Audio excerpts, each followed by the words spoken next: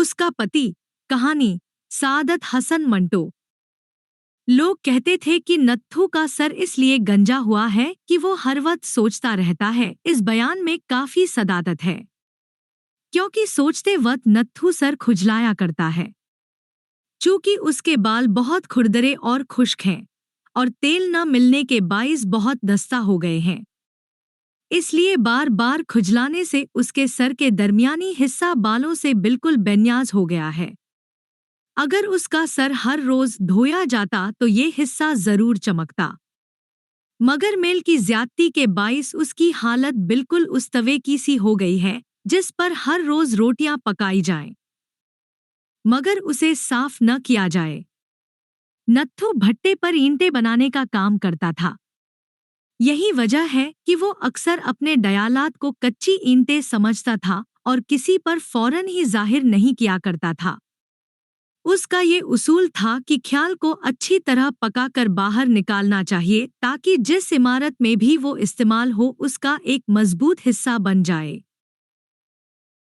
गांव वाले उसके ख्यालात की ढद्र करते थे और मुश्किल बात में उससे मशवरा लिया करते थे।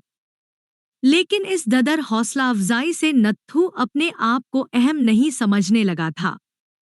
जिस तरह गांव में शंभू का काम हर वक्त लड़ते झगड़ते रहना था, इसी तरह उसका काम हर वक्त दूसरों को मशवरा देते रहना था। वो समझता था कि हर शख्स सिर्फ एक काम लिए पैदा होता है। चुनांचे शंभू के बारे में चौपाल पर जब कभी जिक्र छिड़ता तो वो हमेशा यही कहा करता था, खाद कितनी बदबूदार चीजों से बनती है पर खेती बाड़ी उसके बना हो ही नहीं सकती। शंभू के हर सांस में गायों की बौस आती है, ठीक है, पर गांव की चहल पहल और रौनक भी उसी के दम से कायम है। अगर वो न हो तो लोगों को कैसे मालूम हो कि गालियां क्या होती है। अच्छे बोल जानने के साथ साथ बुरे बोल भी मालूम होने चाहिए।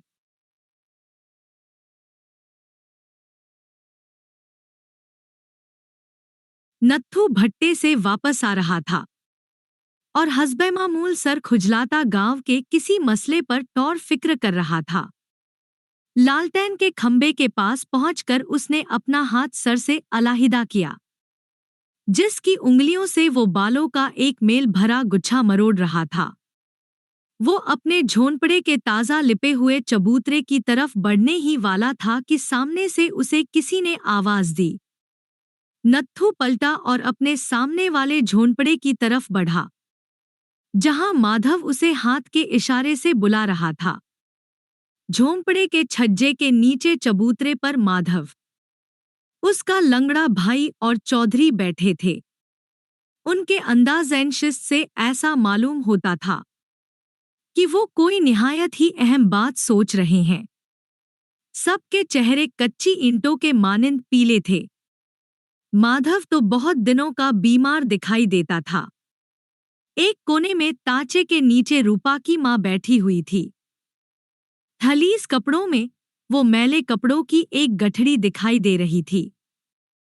नत्थू ने दूर ही से मुआमले की नज़ाकत महसूस की और ददम तेज करके उनके पास पहुंच गया। माधव ने इशारे से उसे अपने पास बैठने को कहा। नत्थू बैठ गया और उसका एक हाथ गैर इरादी तौर पर अपने बालों के उस गुच्छे की तरफ बढ़ गया जिसकी जड़ें काफी हिल चुकी थी। अब वो उन लोगों की बातें सुनने के लिए बिल्कुल तैयार था। माधव उसको अपने पास बिठाकर खामोश हो गया, मगर उसके कपकपाते हुए होंठ साफ जाहिर कर रहे थे कि वो कुछ कहना चाहता है, लेकिन फौरन नहीं कह सकता। माधव का लंगड़ा भाई भी खामोश था और बार बार अपनी कटी हुई टांग के आलिरी टुंड मुंड हिस्से पर जो गोश्त का एक बदशकल लोथड़ा सा बना हुआ था, हाथ फेर रहा था। रूपा की मां ताचे में रखी हुई मूर्ति के मानिंद गूंगी बनी हुई थी और चौधरी अपनी मूंछों को ताव देना भूलकर जमीन पर लकीरें बना रहा था। नत्थू ने खुद ही बात शुरू की। तो माधव बोला, नत्थू बात यह है कि अब मैं तुम्हें क्या बताऊं कि बात क्या है। मैं कुछ कहने के काबिल न रहा। चौधरी, तुम ही जी कड़ा करके सारा रिस्सा सुना दो। नत्थू ने गर्दन उठाकर चौधरी की तरफ देखा मगर वो कुछ न बोला और जमीन पर लकीरें बनाता रहा। दोपहर की उदास फिजा बिल्कुल खामोश थी। अलबत्ता कभी कभी चीलों की चीनें सुनाई देती थी और झोंपड़े के दाहिने हाथ घूरे पर जो मूर्ख कूड़े को कुरेद रहा था कभी कभी किसी मुर्दी को देखकर बोल उठता था।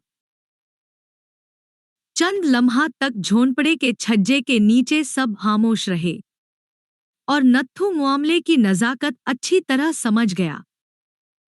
रूपा की मां ने रूनी आवाज में कहा, मेरे फूटे भाग, उसको तो जो कच्छा जड़ना था उजड़ी, मुझ अभागन की सारी दुनिया बर्बाद हो गई। क्या अब कुछ नहीं हो सकता?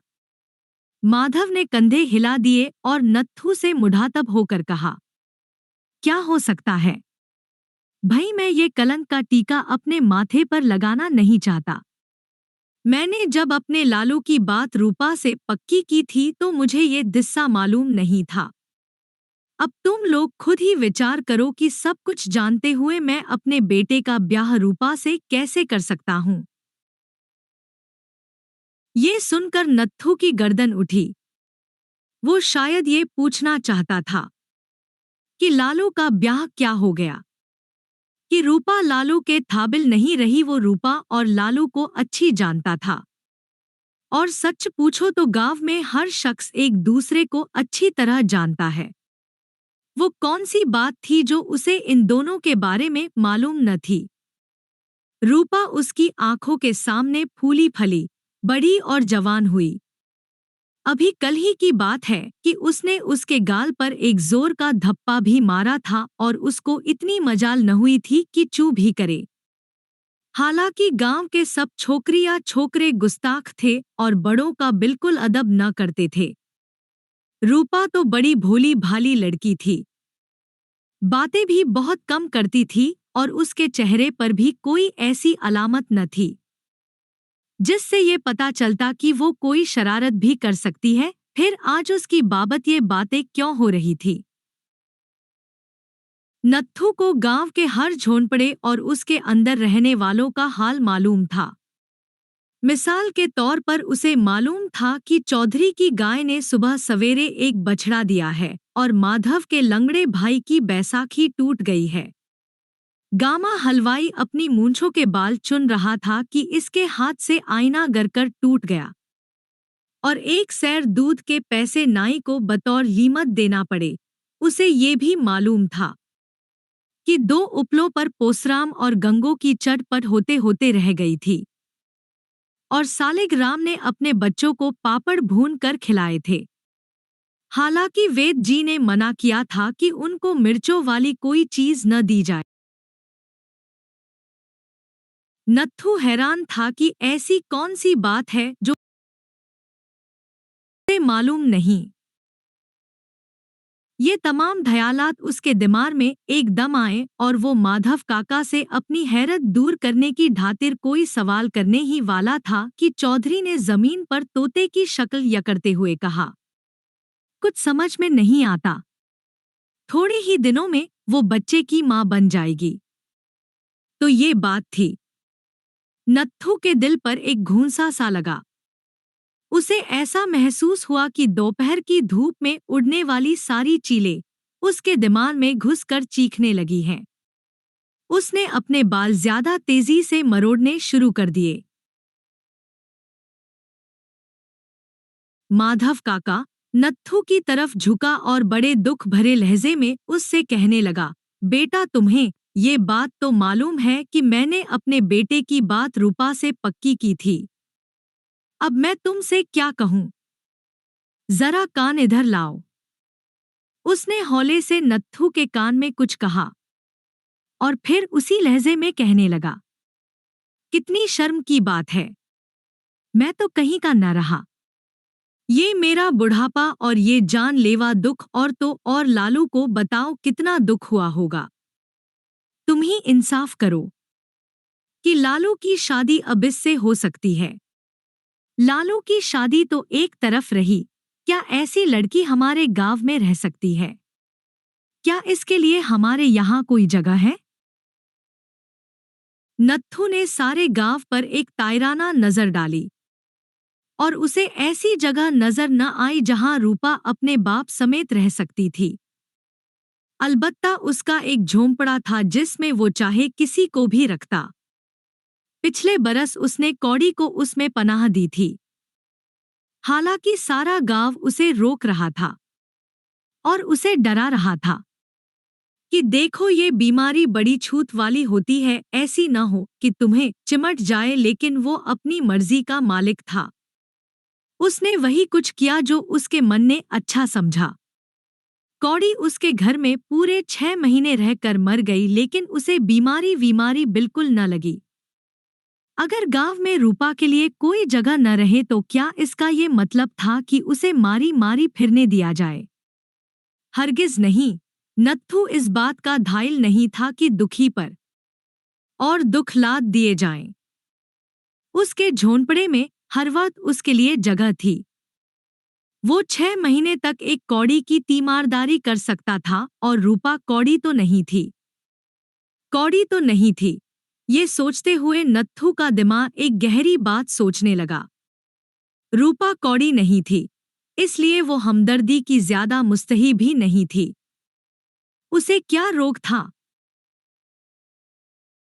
कुछ भी नहीं। जैसा कि ये लोग कह रहे थे वो थोड़े ही दिनों में बच्चे की मां बनने वाली थी। पर ये भी कोई रोग है? और क्या मां बनना कोई पाप है?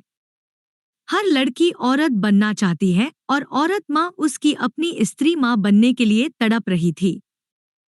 और वो खुद ये चाहता था कि वो जल्दी मां बन जाए।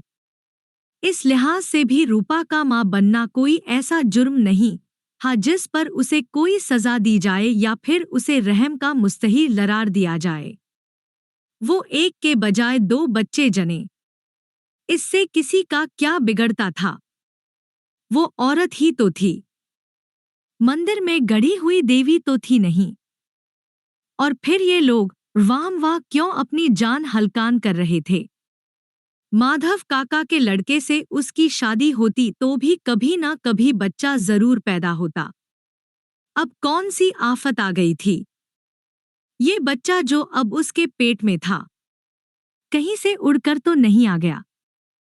शादी ब्याह जरूर हुआ होगा। ये लोग बाहर बैठे आप ही फैसला कर रहे हैं और जिसकी बाबत फैसला हो रहा है उससे कुछ पूछते ही नहीं। गोया वो बच्चा नहीं बल्कि ये खुद जन रहे हैं। अजीब बात थी। और फिर उनको बच्चे की क्या फिक्र पड़ गई थी? बच्चे की फिक्र या तो मां करती है या इसका बाप। बाप। और मजा देखिए कि कोई बच्चे के बाप की बात ही नहीं करता था। ये सोचते हुए नत्थू के दिमाग में एक बात आई और उसने माधव काका से कहा, जो कुछ तुमने कहा उससे मुझे बड़ा दुख हुआ, पर तुमने ये कैसे कह दिया कि रूपा के लिए यहाँ कोई जगह नहीं? हम सब अपने अपने झोंपड़ों को ताले लगा दे तो भी उसके लिए एक दरवाजा खुला रहता है। चौधरी ने जमीन पर तोते की आंख बनाते हुए कहा। तौबा का। नत्थू ने जवाब दिया, उनके लिए जो पापी हों। रूपा ने कोई पाप नहीं किया, वो निर्दोष है। चौधरी ने हैरत से माधव काका की तरफ देखा और कहा, इसने पूरी बात नहीं सुनी। माधव का लंगड़ा भाई अपनी कटी हुई टांग पर हाथ फेरता रहा। नत्थू रूपा की मां से मुखातब हुआ, अभी सुन लेता हूं। रूपा कहाँ है? रूपा की मां ने अपनी खुरदरी उंगलियों से आंसू पोंछे और कहा, अंदर बैठी अपने नसीबों को रो रही है। ये सुनकर नत्थू ने अपना सर एक बार जोर से खुजलाया और उठकर कमरे के अंदर चला गया। रूपा अंधेरी कोठड़ी के एक कोने में सर झुकाए बैठी थी। उसके बाल बिखरे हुए थे। मैले कुचैले कपड़ों में अंधेरे के अंदर वो गीली मिट्टी का ढेर सा दिखाई दे रही थी, जो बातें बाहर हो रही थी। उनका एक एक लफ्ज उसने सुना था, हालांकि उसके कान उसके अपने दिल की बातें सुनने में लगे हुए थे, जो किसी तरह खत्म ही न होती थी। नत्थू अंदर आने के लिए उठा तो वो दौड़कर सामने की खटिया पर जा पड़ी और गुदड़ी में अपना सर मुंह छुपा लिया। नत्थू ने जब देखा कि रूपा छुप गई है तो उसे बड़ी हैरत हुई। उसने पूछा, अरे मुझसे क्यों छुपती हो? रूपा रोने लगी और अपने आप को कपड़े में और लपेट लिया। वो बगैर आवाज के रो रही थी, मगर नत्थू को ऐसा महसूस हो रहा था कि रूपा के आंसू उसके तपते हुए दिल पर गिर रहे हैं। उसने गुदड़ी के उस हिस्सा पर हाथ फेरा जिसके नीचे रूपा का सर था, और कहा, तुम मुझसे क्यों छुपती हो? रूपा ने सिसकियों में जवाब दिया, रूपा नहीं छुपती नत्थू, वो अपने पाप को छुपा रही है। नत्थू उसके पास बैठ गया और कहने लगा, कैसा पाप? तुमने कोई पाप नहीं किया, और अगर किया भी हो तो उसे छुपाना चाहिए। ये तो खुद एक पाप है। मैं तुमसे सिर्फ एक बात पूछने आया हूं। मुझे ये बता दो कि किसने तुम्हारी सदा हंसती आंखों में ये आंसू भर दिए हैं? किसने इस बाली उम्र में तुम्हें पाप और पुण्य के झगड़े में फंसा दिया है? मैं क्या कहूँ? रूपा ये कहकर गुदड़ी में और सिमट गई। नत्थू बोलता था और रूपा को ऐसा महसूस होता था कि कोई उसे इकट्ठा कर रहा है, उसे सुकेड़ रहा है। नत्थू ने बड़ी मुश्किल से रूपा के मुंह से कपड़ा हटाया और उसको उठाकर बिठा दिया। रूपा ने दोनों हाथों में अपने मुंह को छुपा लिया और जोर जोर से रोना शुरू कर दिया। इससे नत्थू को बहुत दुख हुआ। एक तो पहले उसे ये चीज सता रही थी कि सारी बात उसके जहन में मुकम्मल तौर पर नहीं आती, और दूसरे रूपा उसके सामने रो रही थी। अगर उसे सारी बात मालूम होती तो वो उसके ये आंसू रोकने की कोशिश कर सकता था, जो मैली गुदड़ी में जज्ब हो रहे थे। मगर उसको सिवाय इसके और कुछ मालूम नहीं था कि रूपा थोड़े ही दिनों में बच्चे की मां बनने वाली है। उसने फिर उससे कहा, रूपा तुम मुझे बताती क्यों नहीं हो? नत्थू भैया तुमसे पूछ रहा है, और वो कोई डैर थोड़ी है जो तुम यूं अपने मन को छुपा रही हो। तुम रोती क्यों हो? गलती हो ही जाया करती है। लालू की किसी और से शादी हो जाएगी और तुम अपनी जगह खुश रहोगी। तुम्हें दुनिया का डर है तो मैं कहूंगा कि तुम बिल्कुल बेवकूफ हो। लोगों के जो जी में आए कहें तुम्हें इससे किया। रोने धोने से कुछ नहीं होगा रूपा। आंसू भरी आंखों से न तुम मुझे ही ठीक तौर से देख सकती हो और न अपने आप को। रोना बंद करो और मुझे सारी बात बताओ। रूपा की समझ में न आता था कि वो उससे क्या कहे। वो दिल में सोचती थी कि अब ऐसी कौन सी बात रह गई है जो दुनिया को मालूम नहीं। यही सोचते हुए उसने नत्थू से कहा, नत्थू भैया, मुझसे ज्यादा तो दूसरों को मालूम है। मैं तो सिर्फ इतना जानती हूँ कि जो कुछ मैं सोचती थी एक सपना था। यूं तो हर चीज सपना होती थी, पर यह सपना बड़ा ही अजीब है। कैसे शुरू हुआ, क्यों कर खत्म हुआ, इसका कुछ पता ही नहीं चलता। बस ऐसा मालूम होता है कि वो तमाम दिन जो मैं कभी खुशी से गुजारती थी, आंखों में आंसू बनना शुरू हो गए हैं। मैं घड़ा लेकर उछलती कूदती गाती कुएं पर पानी भरने गई। पानी भरकर जब वापस आने लगी तो ठोकर लगी और घड़ा चकनाचूर हो गया। मुझे बड़ा दुख हुआ। मैंने चाहा कि इस टूटे हुए घड़े के टुकड़े उठाकर झोली में भर लूं, पर लोगों ने शोर मचाना शुरू कर दिया। नुकसान मेरा हुआ। चाहिए तो ये था कि वो मुझसे हमदर्दी करते, पर उन्होंने उल्टा मुझे ही डांटना शुरू कर दिया। गोया घड़ा उनका था और तोड़ने वाली मैं थी। और इस रोड़े का कोई कसूर ही न था जो रास्ते में पड़ा था और जिससे दूसरे भी ठोकर खा सकते थे। तुम मुझसे कुछ न पूछो, मुझे कुछ याद नहीं रहा। नत्थू की उंगलियां ज्यादा तेजी से बालों का गुच्छा मरोड़ने लगी।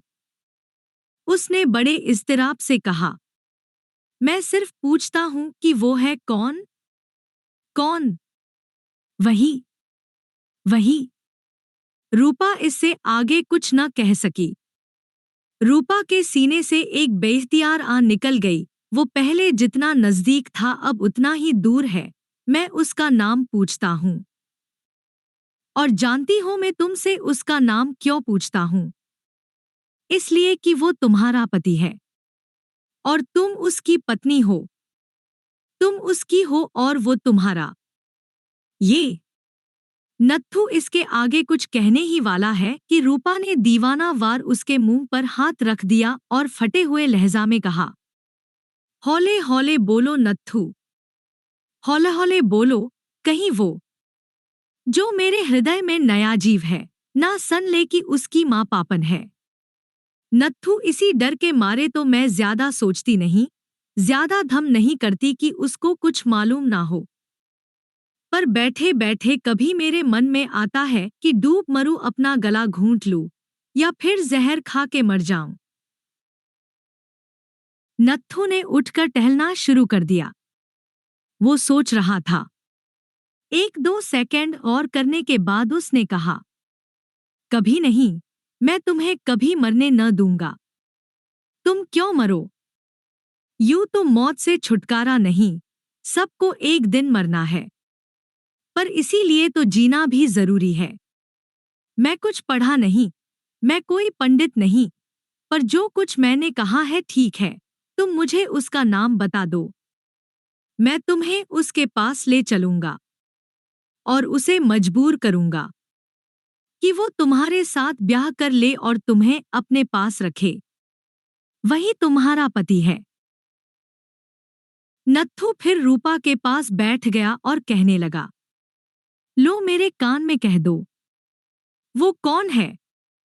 रूपा, क्या तुम्हें मुझ पर एतबार नहीं? क्या तुम्हें यकीन नहीं आता कि मैं तुम्हारे लिए कुछ कर सकूंगा? रूपा ने जवाब दिया, तुम मेरे लिए सब कुछ कर सकते हो नत्थू, पर जिस आदमी के पास तुम मुझे ले जाना चाहते हो, क्या वो भी कुछ करेगा? वो मुझे भूल भी चुका होगा। नत्थू ने कहा, तुम्हें देखते ही उसे सब कुछ याद आ जाएगा। बाकी चीजों की याद उसे मैं दिला दूंगा। तुम मुझे उसका नाम तो बताओ।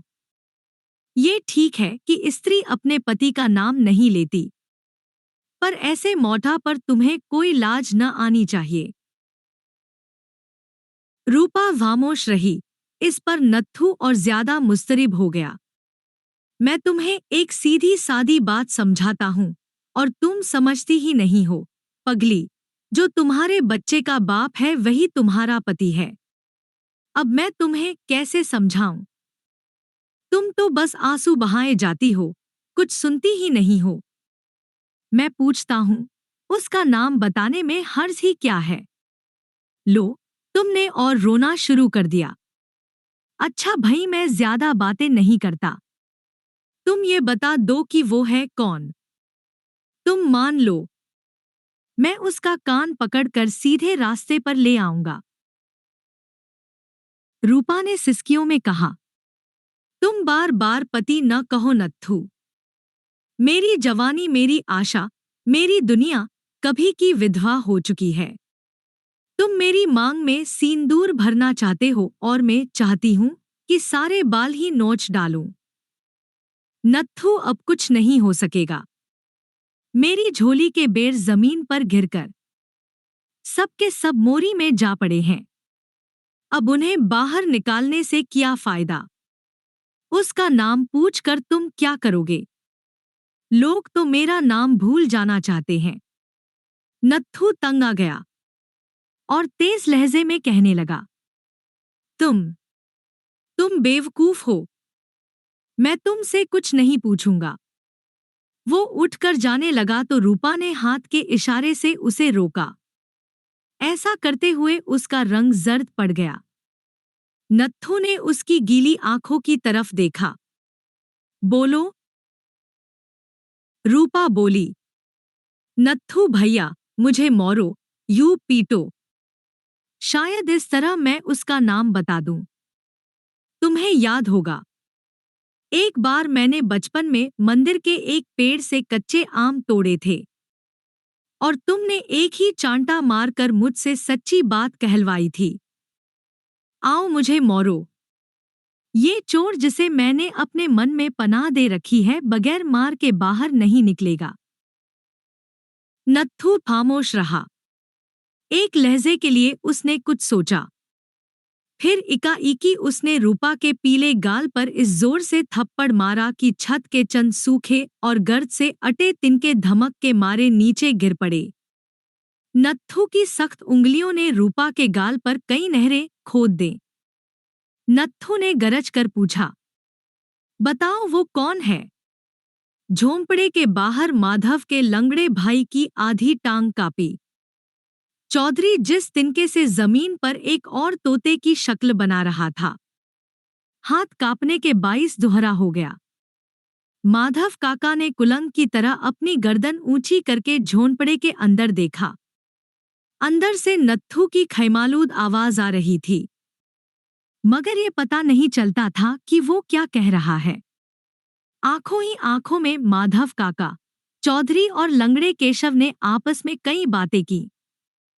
आखिर में माधव काका का भाई बैसाखी टेक कर उठा। वो झोंपड़े में जाने ही वाला था कि नत्थू बाहर निकला। केशव एक तरफ हट गया। नत्थू ने पलटकर अपने पीछे देखा और कहा कि आओ रूपा। फिर उसने रूपा की माँ से कहा, माँ तुम बिल्कुल चिंता न करो, सब ठीक हो जाएगा। हम शाम तक लौट आएंगे। किसी ने नत्थू से ये न पूछा कि वो रूपा को लेकर किधर जा रहा है। माधव काका कुछ पूछने ही वाला था कि नत्थू और रूपा दोनों चबूतरे पर से उतरकर मोरी के उस पार जा चुके थे। चुनांचे वो अपनी मूंछ के सफेद बाल नोचने में मसरूफ हो गया और चौधरी कुबड़े तिनके को सीधा करने लगा। भट्टे के मालिक लाला गणेश दास का लड़का सतीश, जिसे भुट्टे के मजदूर छोटे लाला जी कहा करते थे, अपने कमरे में अकेला चाय पी रहा था। पास ही तिपाई पर एक खुली हुई किताब रखी थी, जिसे ठालिबन वो पढ़ रहा था। किताब की जिल्द की तरह उसका चेहरा भी जज्बात से खाली था। ऐसा मालूम होता था कि उसने अपने चेहरे पर ग्लाफ चढ़ा रखा है। वो हर रोज अपने अंदर एक नया सतीश पाता था।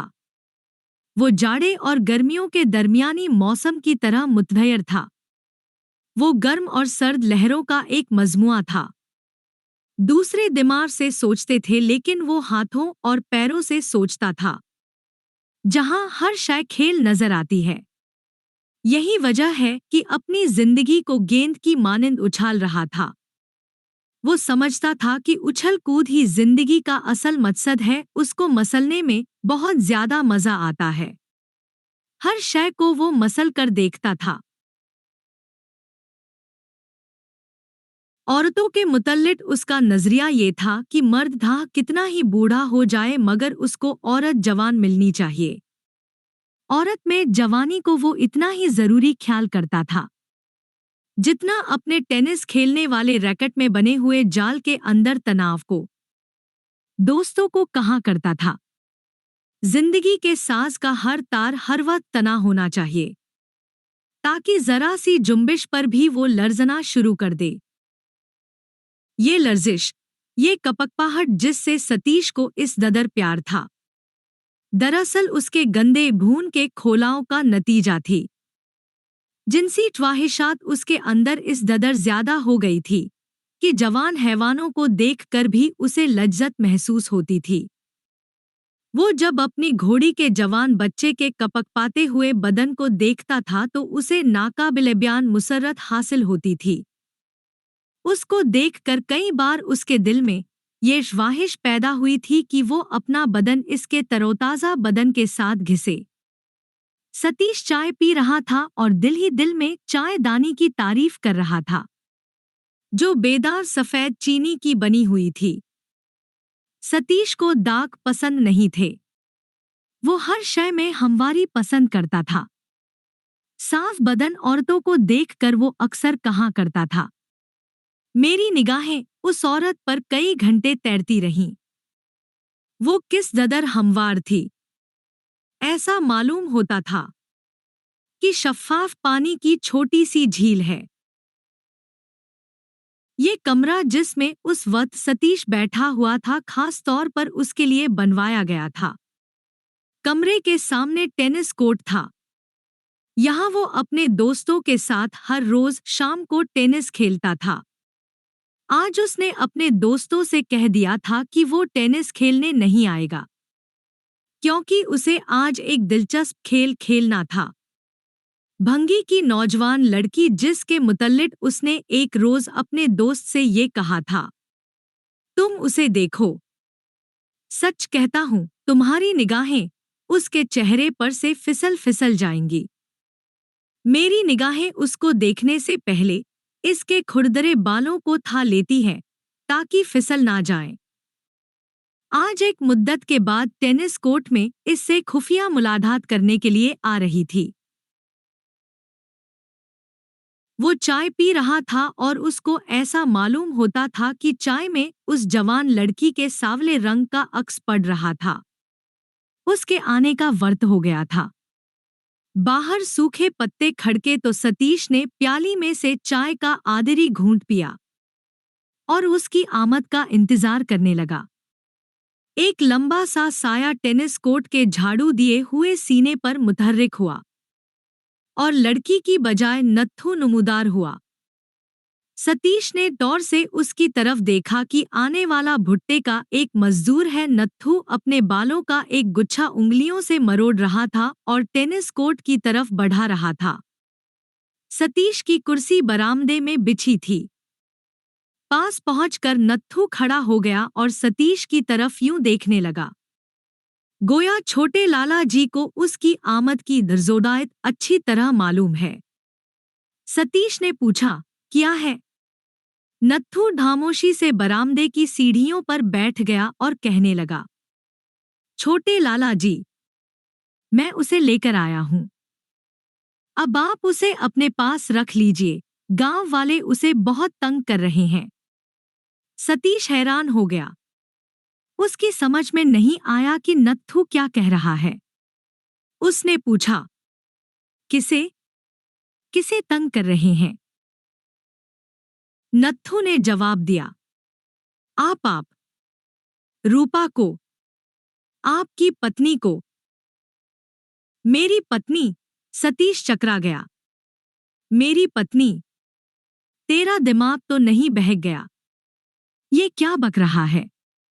ये कहते ही उसके अंदर, बहुत अंदर रूपा का ख्याल पैदा हुआ और उसे याद आया कि पिछले सावन में वो एक मोटी मोटी आंखों और गदराए हुए जिस्म वाली एक लड़की से कुछ दिनों खेला था। वो दूध लेकर शहर में जाया करती थी। एक बार उसने दूध की बूंदें उसके उभरते हुए सीने पर टपकती देखी थी और हाँ, ये रूपा वही लड़की थी जिसके बारे में उसने एक बार ये ख्याल किया था कि वो दूध से ज्यादा मुलायम है।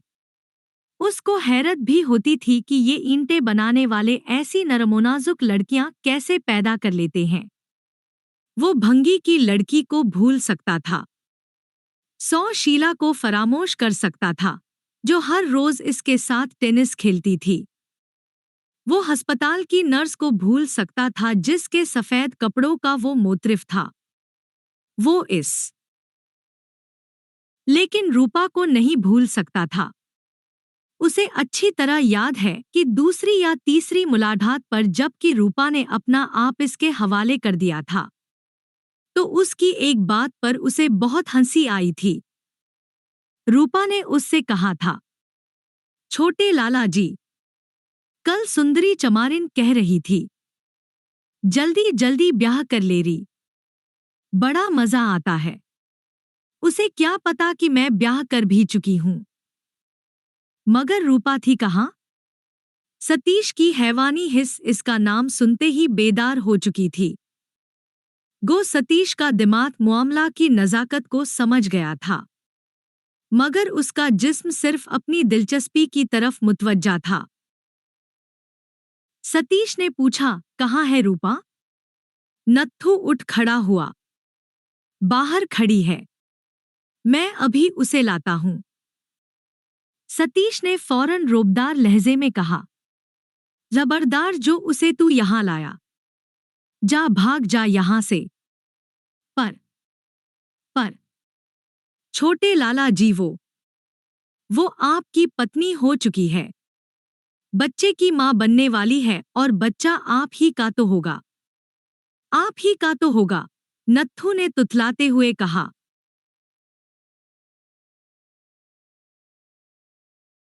तो रूपा हामिला हो चुकी थी।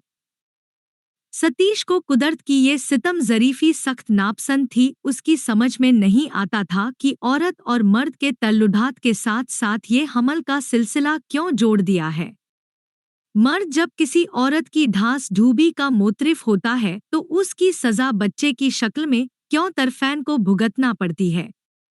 रूपा बच्चे के बगैर कितनी अच्छी थी, और वो खुद उस बच्चे के बगैर कितने अच्छे तरीके पर रूपा के साथ तल्लुढ़ात कायम रख सकता था। इस सिलसिले तौलीद की वजह से कई बार उसके दिल में ये ख्याल पैदा हुआ कि औरत एक बेकार शाय है, यानी उसको हाथ लगाओ और ये बच्चा पैदा हो जाता है, ये भी कोई बात है। अब उसकी समझ में नहीं आता था कि वो इस बच्चे का क्या करे जो पैदा हो रहा था। थोड़ी देर गौर करके उसने नत्थू को अपने पास बिठाया और बड़े आराम से कहा, तुम रूपा के क्या लगते हो? खैर छोड़ो इस किस्से को। देखो, ये बच्चे वच्चे की बात मुझे पसंद नहीं, मुफ्त में हम दोनों बदनाम हो जाएंगे। तुम ऐसा करो, रूपा को यहाँ छोड़ जाओ। मैं उसे आज ही किसी ऐसी जगह भिजवा दूंगा जहाँ ये बच्चा ज़ाय कर दिया जाए, और रूपा को मैं कुछ रुपए दे दूंगा। वो खुश हो जाएगी। तुम्हारा इनाम भी तुम्हें मिल जाएगा। ठहरो, ये कहकर सतीश ने अपनी जेब से बिटवा निकाला और 10 रुपए का नोट नत्थू के हाथ में देकर कहा, ये रहा तुम्हारा इनाम, जाओ ऐश करो। नत्थू चुपके से उठा। 10 रुपए का नोट उसने अच्छी तरह मुट्ठी में दबा लिया और वहां से चल दिया। सतीश ने इत्मीनान का सांस लिया कि चलो छुट्टी हुई। अब वो भंगी की लड़की की बाबत सोचने लगा कि अगर उसे भी, मगर ये क्या, नत्थू रूपा के साथ वापस आ रहा था। रूपा की नजरें झुकी हुई थी और वो यूं चल रही थी जैसे उसे बहुत तकलीफ हो रही थी। सतीश ने सोचा, ये बच्चा पैदा करना भी एक अच्छी खासी मुसीबत मालूम होती है। नत्थू और रूपा दोनों बरामदे की सीढ़ियों के पास खड़े हो गए। सतीश ने रूपा की तरफ देखे बगैर कहा, देखो रूपा, मैंने उसको सब कुछ समझा दिया है। तुम फिक्र ना करो, सब ठीक हो जाएगा। समझी? क्यों भाई, तुमने सब कुछ बता दिया ना? नत्थू ने 10 रुपए का नोट खामोशी से सतीश की तरफ बढ़ाया और कहा, छोटे लाला जी, कागज के इस टुकड़े से आप मुझे खरीदना चाहते हैं। मैं तो एक बहुत बड़ा सौदा करने आया था। सतीश ने समझा कि नत्थू शायद 10 रुपए से ज्यादा मांगता है। कितने चाहिए तुझे? मेरे पास इस वक्त 50 हैं, लेना हो तो ले जाओ। नत्थू ने रूपा की तरफ देखा। रूपा की आंखों से आंसू निकलकर सीमेंट से लिपी हुई सीढ़ियों पर टपक रहे थे। उसके दिल पर ये कतरे पिघले हुए शीशे की तरह गिर रहे थे। सतीश की तरफ उसने मुड़कर कहा, छोटे लाला जी, ये आपकी पत्नी है, आप इसके बच्चे के बाप हैं, जैसे बड़े लाला जी आपके पिता हैं। रूपा के लिए और कोई जगह नहीं है। वो आपके पास रहेगी और आप उसे पत्नी बनाकर रखेंगे। सब गांव वाले उसे धुतकार रहे हैं। किस लिए? इसलिए कि वो आपका बच्चा अपने पेट में लिए फिरती है। आपको थामना पड़ेगा उस लड़की का हाथ जिसने आपको अपना सब कुछ दे दिया। आपका दिल पत्थर का नहीं है छोटे लाला जी, और इस छोकरी का दिल भी पत्थर नहीं है। आपने इसको सहारा न दिया तो और कौन देगा? ये आती नहीं थी। रो रो के अपनी जान हलकान कर रही थी। मैंने इसे समझाया और कहा, पगली तू क्यों रोती है? तेरा पति जीता है, चल मैं तुझे उसके पास ले चलूं।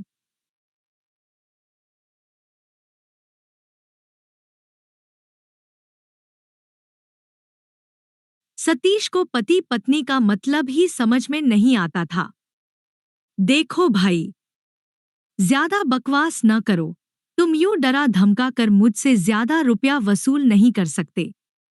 मैं 100 रुपया देने पर राजी हूं, मगर शर्त यह है कि बच्चा ज़ाय कर दिया जाए। और तुम जो मुझसे ये कहते हो कि मैं इसे अपने घर में बसा लूं तो ये नामुमकिन है। मैं इसका पति ख्वाब में भी नहीं बना और न ये मेरी कभी पत्नी बनी है। समझे? 100 रुपया लेना हो तो कल आके यहाँ से ले जाना। अब यहाँ से 9 2 11 हो जाओ। नत्थू भुन्ना गया। और और ये बच्चा क्या आसमान से गिरा है? उसकी आंखों में आंसू भूत प्रेतों ने भर दिए हैं। मेरा दिल मेरा दिल कौन मसल रहा है? ये रुपए, ये 100 रुपए क्या आप लहरात के तौर पर दे रहे हैं? कुछ हुआ है तो ये सब कुछ हो रहा है। कोई बात है तो ये हलचल मच रही है। आप इस बच्चे के बाप हैं, तो क्या इसके पति नहीं? मेरी अदल को कुछ हो गया है या आपकी समझ को? सतीश ये तकरीर बर्दाश्त न कर सका। उल्लू के पट्टे, तू जाता है कि नहीं? यहाँ से खड़ा अपनी मनते छांट रहा है। जा, जो करना है कर ले। देखो तू मेरा क्या बिगाड़ लेगा। नत्थू ने हौले से कहा, मैं तो संवारने आया था छोटे लाला जी। आप नाहक क्यों बिगड़ रहे हैं? आप क्यों नहीं इसका हाथ थाम लेते? ये आपकी पत्नी है। पत्नी के बच्चे, अब तू अपनी बकवास बंद करेगा या नहीं? बच्चा बच्चा क्या बक रहा है? जा ले जा अपनी इस कुछ लगती को, वरना याद रख, खाल उधेड़ दूंगा। नत्थू के सब पट्टे एकड़ गए। भगवान की कसम, मुझ में इतनी शक्ति है कि यूं हाथों में दबाकर तेरा सारा लहू निचोड़ दूं। मेरी खाल तेरे इन नाजुक हाथों से नहीं उधड़ेगी। मैं तेरी बोटी बोटी नोच सकता हूं, पर मैं कुछ नहीं कर सकता। मैं तुझे हाथ तक नहीं लगाना चाहता। तू रूपा के बच्चे का बाप है, तू रूपा का पति है। अगर मैं तुझ पर हाथ उठाया तो मुझे डर है कि रूपा के दिल को धक्का लगेगा। तू औरतों से मिलता जुलता है, पर तू औरत का दिल नहीं रखता। सतीश आपे से बाहर हो गया और चीखने लगा, तेरी और तेरी रूपा की ऐसी तैसी, निकल यहां से बाहर। नत्थू बढ़कर रूपा के आगे खड़ा हो गया और सतीश के पास, बिल्कुल पास जाकर कहने लगा, छोटे लाला जी मुझे माफ कर दीजिएगा। मैंने ऐसी बातें कह दी हैं जो मुझे नहीं कहना चाहिए थी। मुझे माफ कर दीजिए, मगर रूपा का हाथ थाम लीजिए। आप इसके पति हैं, इसके भाग में आपके बिना और कोई मर्द नहीं लिखा गया। ये आपकी है। अब आप इसे अपना बना लें। ये देखिए, मैं आपके सामने हाथ जोड़ता हूं। कैसे वाहियात आदमी से वास्ता पड़ा है, सतीश ने कमरे के अंदर जाते हुए कहा। कहता हूं, मैं रूपा वूपा को नहीं जानता, मगर ये वाहम वाह उसे मेरे पल्ले बांध रहा है। जाओ जाओ, होश की दवा करो। कमरे का सिर्फ एक दरवाजा खुला था, जिसमें से सतीश अंदर दाखिल हुआ था। अंदर दाखिल होकर उसने ये दरवाजा बंद कर दिया। नत्थू ने दरवाजे की लकड़ी की तरफ देखा तो उसे सतीश के चेहरे और इसमें कोई फर्क नजर न आया। नत्थू ने अपने सर के बाल मरोड़ने शुरू कर दिए और जब पलटकर उसने रूपा से कुछ कहना चाहा तो वो जा चुकी थी और वो उसका पीछा करने के लिए भागा, मगर वो जा चुकी थी। बाहर निकलकर उसने रूपा को बहुत दूर दरख्तों के झुंड में गायब होते देखा। वो उसके पीछे ये कहता हुआ भागा, रूपा, रूपा, ठहर जा। मैं एक बार फिर उसे समझाऊंगा। वही तेरा पति है। उसका घर ही तेरी असल जगह है। वो बहुत देर तक भागता रहा, मगर रूपा बहुत दूर निकल गई थी। उस रोज से आज तक नत्थू रूपा की तलाश में सरगर्दा है, मगर वो उसे नहीं मिलती। वो लोगों से कहता है, मैं रूपा के पति को जानता हूं, तुम उसे ढूंढ कर लाओ, मैं उसे उसके पति से मिला दूंगा। लोग ये सुनकर हंस देते हैं। बच्चे जब भी नत्थू को देखते हैं तो उससे पूछते हैं, उसका पति कौन है नत्थू भैया? तो नत्थू उनको मारने के लिए दौड़ता है। 19